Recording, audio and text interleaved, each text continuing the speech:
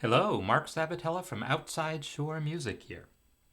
So we're approaching Christmas time, and well, among other things, this means it's time for me to give my kind of annual. I guess it's a rant about lead sheets with too many chords. So I know if you've seen the movie Amadeus, you may remember a classic scene where Mozart is told after one of his operas that it's a fine opera, but it just has too many notes and he should cut some of them out.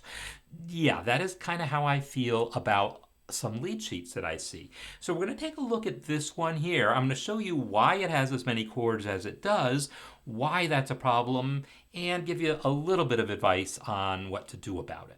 So this is O Come All Ye Faithful in the key of A, and I'm going to flip over right now to a piece of sheet music for a four-part arrangement, and I'm going to play through the first few bars of this. It goes...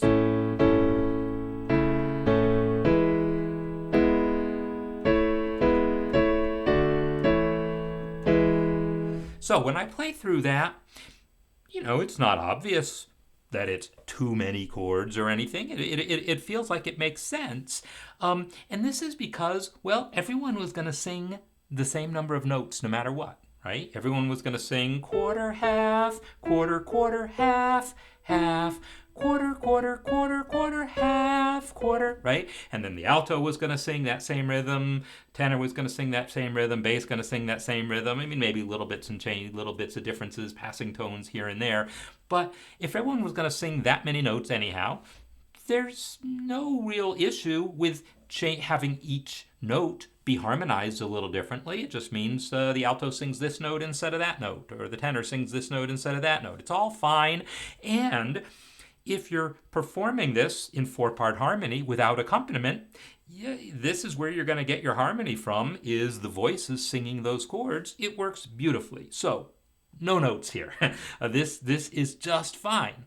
The issue comes in when you try to translate that into a lead sheet. So what is here is a published lead sheet that uses exactly the same chord. Check this out.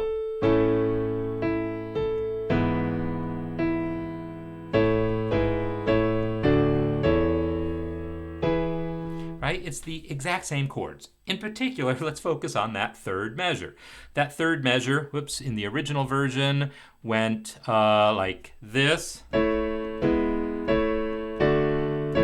Right? A, E with G sharp in the bass, A, D, and then A with E in the bass, and then E. So a different chord on every single note there. And the lead sheet version has those exact same chords. A, E with G sharp in the bass, back to A, D, A with E in the bass, and then E. So it's the exact same sequence of chords. This is what I'm saying is maybe too many. So this is, perhaps a subjective thing, and obviously someone thought this was going to work well. But I'll tell you, my experience is this is probably going to be sung in a church somewhere, or maybe just a bunch of people sitting around singing, and it's probably going to be accompanied by someone, maybe on the piano, perhaps guitar. And it's actually in guitar where I tend to notice this being the most problematic, because what you end up having is people having to play so I'll put my hands over the keys so you can kind of see them here. A, E, A, D, A, E. And it's just a lot of moving the hand around to try to, get those chords.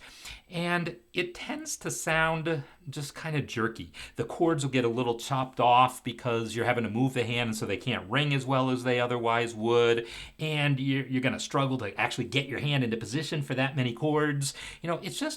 It's more of a struggle than it should be. Now, of course, if you're, a really good professional guitar player or just a good guitar player in general, you can probably pull that off. I'm not saying it's unplayable, but I am saying it is not conducive to success. Maybe you do it one place, but does this do it in one place? No. It's if I keep going, now again, chord, chord, chord, chord, chord, chord, chord, chord, chord, right? It's one chord per beat. almost throughout the song, or one chord per melody note almost throughout the song, which again, it works great for that 4-part chorale arrangement. It just doesn't work so well for a lead sheet. You just have a whole lot of chords, a whole lot of finger motion, a whole lot of stuff going on that ends up sounding heavy-handed.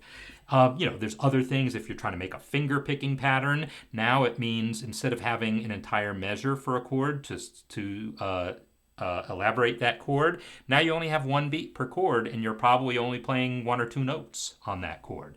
Same if you're trying to play an arpeggiation pattern on the piano. It just sort of gets in the way to play that many chords that often. So 1 or 2 places where it feels absolutely necessary, sure, but overall, this is just too many chords for a successful lead sheet, in my opinion. So, what do you do about it?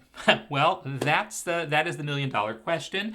It's maybe a little more difficult than you might like to find ways of solving this, but often the easy is the best. So if I look at this, I might go 1, and then the 5 chord, and then back to the 1, and then back to the 5. It could be as simple as that. Yes, there's other harmonizations possible if you're trying to do something really interesting with it, do all this, fancy jazz stuff or whatever you want to do. Right now, we are working in my musicianship workshop in my community on this process, and I go through that example with a different hymn, going through measure by measure, talking about how I might simplify it.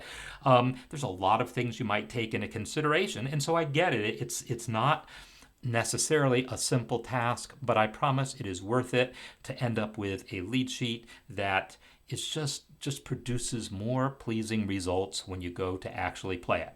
So there you have it, my annual rant on too many chords.